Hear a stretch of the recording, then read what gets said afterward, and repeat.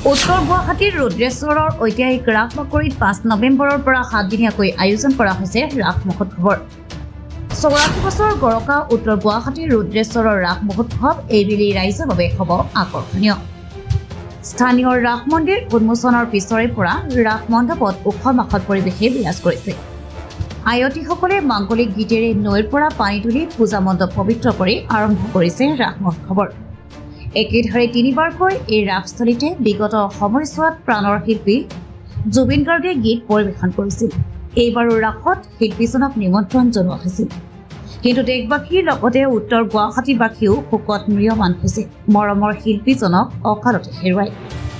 সেয়েহে জুবিন অনুৰাগীয়ে দেৱ-দেৱী লেখীয়াকৈ প্ৰাণৰ শিল্পীগৰাকীৰ প্ৰতিমূৰ্তিৰ হৰ্ডিঙেৰে আদৰিছে ৰাস মহোৎসৱৰ দৰ্শকক। বিভিন্ন দেৱ-দেৱীৰ মূৰ্তিৰে ৰাসপ্ৰেমী ৰাইজক চমক দিয়াৰ লগতে সাংস্কৃতিক অনুষ্ঠানেৰেও 7 দিনীয়া ৰাস হৈ উঠিব জীপাল। কেনেকুৱা ধৰণৰ কাৰ্যসূচী আছে এইবাৰ এই উত্তৰ গুৱাহাটী ৰাস মহোৎসৱত? চাওক, আপোনালোকে নিশ্চয় গমেই পায় যে প্ৰত্যেক বছৰে আমাৰ ইয়াৰ উত্তৰ গুৱাহাটীৰ ৰুদ্ৰেশ্বৰত আমাৰ এই ৰাসখন অনুষ্ঠিত হয়। আমাৰ 1941 চনৰ পৰা এই ৰাসখন হৈছিল। প্ৰথমতে আমাৰ দেৱালয় মন্দিৰত হৈছিল এই ৰাসখন। তাৰ পৰা আমি ইয়াত ৰুদ্ৰেশ্বৰত এই ৰাসখন অনুষ্ঠিত কৰিছোঁ।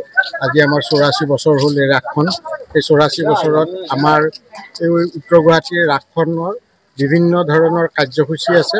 আজিৰ পৰা আমাৰ 11 তাৰিখলৈকে ৰাস হ'ব আৰু আজি আমাৰ দুখেল নাম আছে আৰু অহাকালিৰ পৰা আমাৰ অসম ভিত্তিক কম্পিটিশ্যন প্ৰতিযোগিতা আছে, নৃত্য প্ৰতিযোগিতা আছে। তাৰপিছত আমাৰ বিভিন্ন ধৰণৰ কাৰ্যৰে আমাৰ এই ৰাসখন অনুষ্ঠিত হ'ব। আমাৰ এইবাৰ ৰাসখন আমাৰ 9 দিনীয়াকৈ অনুষ্ঠিত কৰা আছিল। যিহেতু আমাৰ হিয়াৰ আমঠু জুবিন গাৰ্গ ঢুকাল, তেখেতৰ মৃত্যুৰ কাৰণে আমি ৰাসখন দুদিন কমাই দিছোঁ, 7 দিনেই পাতিলোঁ। আৰু জুবিন গাৰ্গৰ নামত আমি 25 ফুটৰ উচ্চতাৰ এটা প্ৰতিমূৰ্তি আমি বনাইছোঁ। লগতে আমাৰ যিটো মূল মণ্ডপ, এই মূল মণ্ডপটো আমাৰ স্থানীয় বিধায়ক ডক্টৰ হেমন্ত বিশ্ব তথা আমাৰ মুখ্যমন্ত্ৰী ডক্টৰ হেমন্ত বিশ্ব শৰ্মাই এই স্থানীয় মণ্ডপটো বনাই দিছে। লগতে আমাৰ ৰাইজৰো ইয়াত সহযোগ আছে স্থানীয় মণ্ডপটো বনোৱাৰ ক্ষেত্ৰত। আৰু মূৰ্তিৰ ফালৰ পৰাও কাৰিকৰীৰ ফালৰ পৰাও আমাৰ ইয়াত খুব ধুনীয়াকৈ হ'ব।